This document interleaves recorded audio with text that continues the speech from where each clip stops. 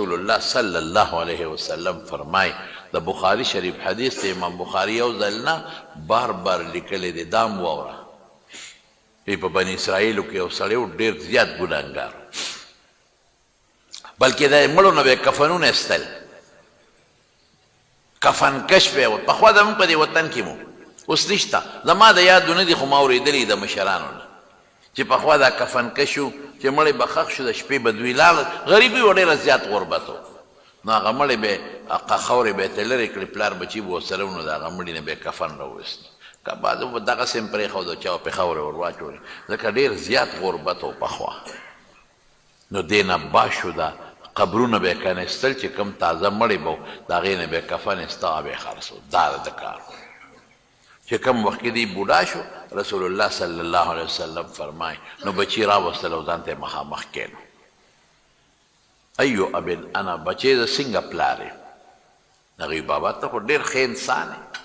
دا خو موږ ماشومان لوی کړو زموږ د ډېره ښه پالنه وکړه او موږ له دې ډېرې منډې ترړې ووالې ته ډېر ښه پلار یې ښه اخلاق دې موږ سره استعمال کړل وی بچی بیمار یم عمرم ما سره یو واده وکړې یو مضبوط میثاق او عهد او وعده به را سره کوي بابا وایم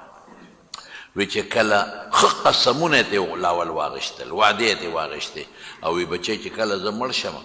ما به وسوځوې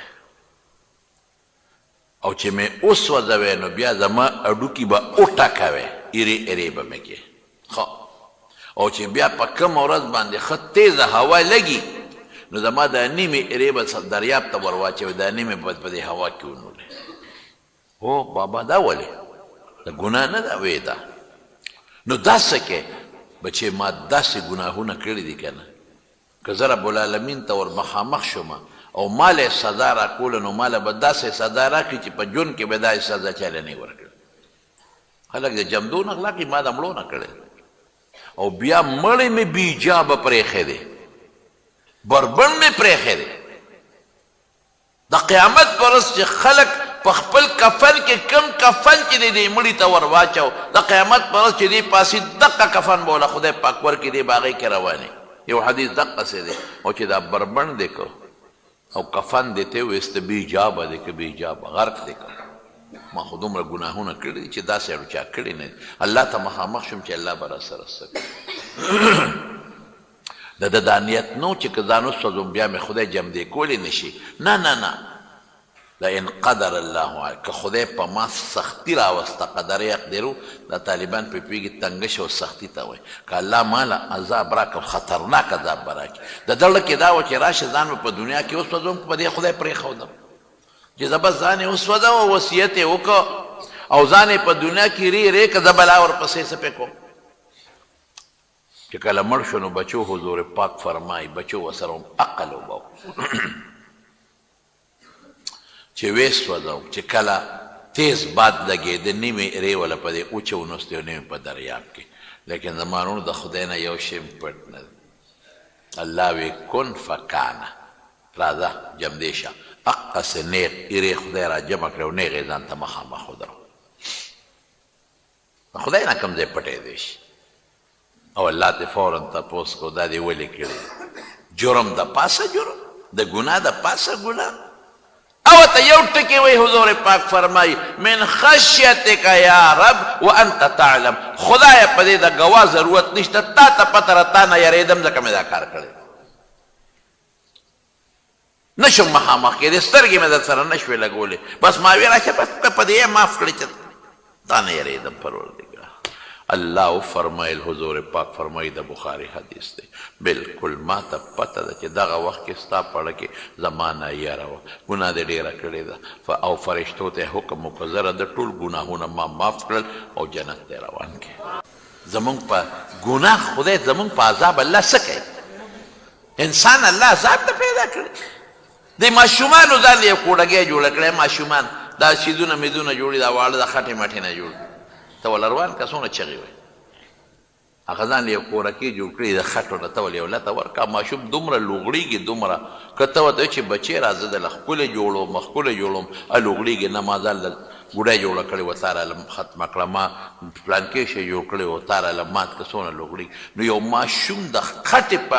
یو کورکي باندې جاړي او چغې وی او دومره ښکلی انسان الله پیدا کړی دی دا به عذاب ته غورځوي دی عذاب له پیدا کړی دی قسم دی قرآن شریف کې الله فرمایي ما یفعل الله بعذابکم زه ستاسو په عذاب څه کوم یو انسان چې د مور په ګېډه کې جوړیږي په ده په زرګونو فرشتې دننه لګیا دي او کار کوي په زرګونو فرشتې دا خو داسې په اسانه نه جوړي الله هسې کولی شي خو نه الله یو نظام روان کړی دی یو ماشوم چې بیا د مور د ګېډې نه روځي او دی لویږي یرسل علیکم حفظة قرآن شریف کې الله وایي داسې فرشتې مقرر دي د ده د یو اندام حفاظت کوي کې نه کولی خو د شیطانانو به دا نیکان خلک فورا وجلې دا خو به ختم کړي وو چې وسوسه وتا چې وجني ولې نه چې بس ختم یې کړم چې دا نیکي ختمه شي دا خو کولی شي شیطان لیکن الله فرشتې مقرر کړي الله په دې خپلو بندګانو په خدای قسم ډېر مهربانه په مونږ الله ډېر زیات مهربانه چې 200 کاله دی خدای ته سر نه دی لګولی شیطان ته دی سر لګولی دی بت ته سر لګولی دی شرک دی کړی دی خدای ته کنزل کړی دی او یو ځل دی وایي چې الله باس توبه زما د دې ګناه نو د شرک او کفر نو په خدای که دنه تپوس هم وکړي چې دا 80 کاله دی ولې دا ګناه داسې مهربانه ذات دومره کرم والا ذات دومره رحم والا ذات بس په دقه یو څیز الله خفه کېږي چې تخپې ځان پسې راکاږي او قبر کې لوی کې او الله ته چې وجاړي او د قیامت ورځ را مخکې کې یو صحابي له حضور پاک لاړ او تپوس یې ولکو وی څنګه هغه غریب ځنکدن او مړ کېده بس وی څنګه وی د الله رسول دې وخت کې په لکه دوه خبرې وی څه وی د الله نه یریږم هم ډېر چې څه به کوي راسره او واقعي زما ورونو چې دا سړی مري زه چې کله دا د مرګ دا وخت ځان ته رایاد کړم دوزخ خو پکې لا وروسته یو غم دی خو به راښکا کړو خو چې دا د مرګ وخت رایاد کړم زه خدایه دا به څه چل کېږي کور دې ځان له جوړ کړه بنګله دې ځان له جوړه کړه موټر هر څه ته به ګورې او روان به یې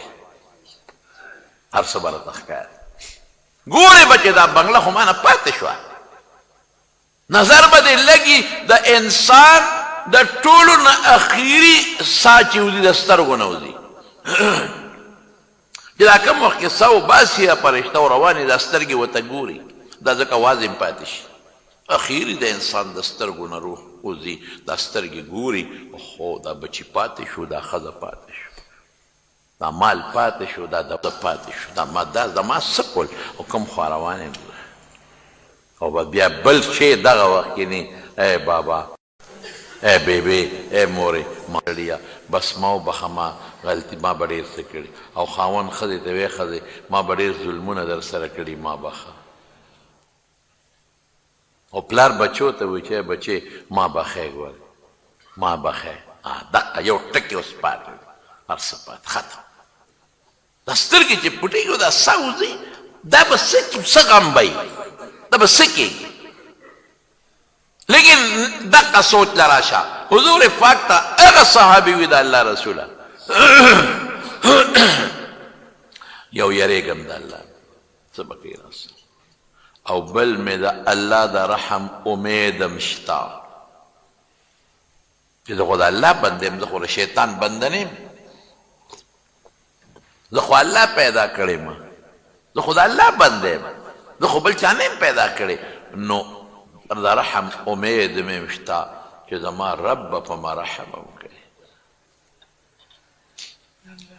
زور ورکوي خو رحم به کوي بچې که ستاسو خیالي نو کله دا ماشوم چې رواني وکړي که نه نو دا مور یې د دروازې نه بار وباسي وځه بس تا ته زه وایم ورته سمېږي نه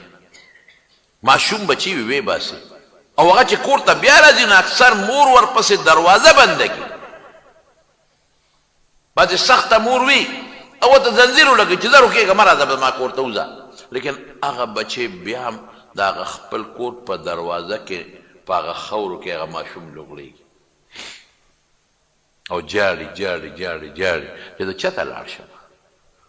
زما خو دغه د مور کور دی، دا زما د پلار کور دی، د دې کور د دې پلار او د مور د کور نه کوم طرف ته وتښتم چېرته لاړ شم. هغه ماشوم په درشل خوا کې هغه ستړي شي، هغه جاړي، سر ولګوي، دقلته په ژړا کې دله خوب ورشي. مور یې مړه کې سوچ راشي چې یاره ماشوم خو ما ووهه، خو مې ورټه، د دروازې نه مې وویسته او دروازه مې ورته بنده کړه. ورې ګورم چې ماشوم څه شو، چې دروازه کولو کې هغه ماشوم په خاورو کې او په اوښکو کې لت پت په خاورو کې پروت دی. اقه مور یې راوچت کړي او د غېږ پورې کلک ونیسي او مور ورته جاړي او ښکلي کړي. ای بچې زه خو درته وایم خو ته زما نه اقه مور یې راوچت کړي. اخیرا خچن د خاورو خټو ډک بچې دې سینې پورې ونیسي او کور ته یې دننه کړي. اقه مور به ګرمې کړي، یخ هم نه. هغه ماشوم غلام به یو پاکې استري کړې جامې ورته ور واچي، کله یې په دې یو مخ کولی او کله یې دا مور په دې بل مخ کولی. زما قسم به زړونو، قسم په الله چې دا مور دې بچي سره چې کومه مینه کوي، زور خو یې ورکړو، د الله مینه د دې مور نه په دې بچي په بنده ډېره زیاته. مونږ اوښکې نه بیو، مونږ الله ته جاړو نه، مونږ کبر کوو، په خبرو کې کبر کوو، په جړا کې کبر کوو، په ګرځېدو کې کبر کوو، په پیسو کې کبر کوو. بس خو چې لږ یو سړي له لږ معمولي غوندې طاقت راغی، که د ژبې طاقت دی او که د لاس طاقت دی، مونږ کې بیا دومره تکبري چې انسان راته انسان نه ښکاري. په دې الله خفه کېږي. دغه د قیامت ورځ ځان ته رامخکې. نو رسول الله مبارک هغه صحابي ته وړه کې د څه دي وي؟ دوه خبرې. یریږم هم د الله نه راومینه نیسي، الله په چا څه مستغني بادشاه او رحم امیدم لرم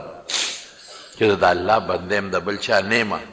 د الله پیدا کړی ما، ما له ښکلي شکل لا کړی، ما به دوزخ ته نه غورځوي. حضور پاک ورته فرمایل چې دې وخت کې د انسان په اړه کې دا دوه سوچ راشي، د الله نه یریږي هم، د الله د رحم امید هم لري، نو خدای پاک به دله خپل مقصد ورکړي، دې به د عذاب نه بچ کړي او خپل فضل و کرم به پې وکړي، جنت ته به. دقه د قیامت ورځ تا را مخکې کول پکار دي ځان ته.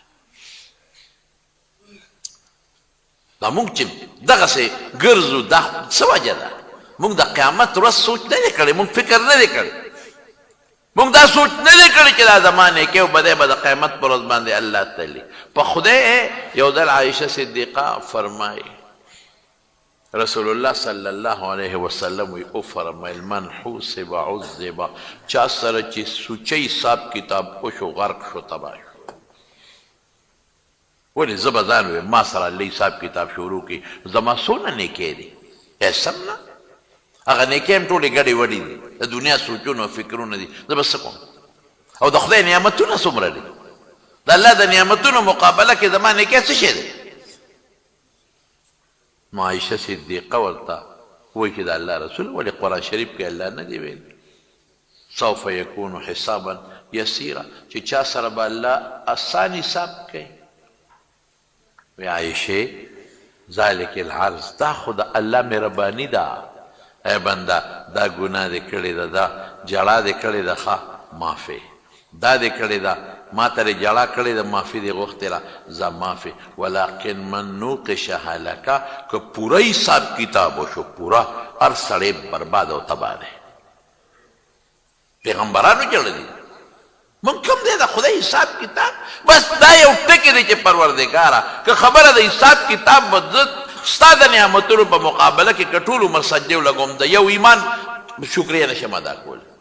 رحم وکړې یا رب، رحم وکړې. د قیامت دقه ورځ ځان ته رامخکې کړه. نو الله فرمایي ولمن خاف مقام ربه جنتان. نو دې کې څه نورې خبرې هم شته انشاءالله، که موقع وه نو په آینده جمعه کې به درته بیان کړو. د مارونو سبا نه بله ورځ د اتوار پر سبا نه بله ورځ دویم تاریخ 4 تاریخ زمونږ په دارالعلوم نعمانیو تمانځو کې به د طالبانو د سربندي وي که خیر انشاءالله. د احادیثو مبارکو د بخاري شریف ختم بی د بخاري شریف او تقریبا 12,500 کسان 1250 کم و بیش طالب علمان د احادیثو مبارکو نه فارغېږي الحمدلله. او دا ډېر لویه خبره ده صاحب، ډېره لویه خبره. او په هغې کې په دې طالبانو کې ستاسو لوی حصه ده لکه دې طالبانو که دا سبق وی ستاسو په ډوډۍ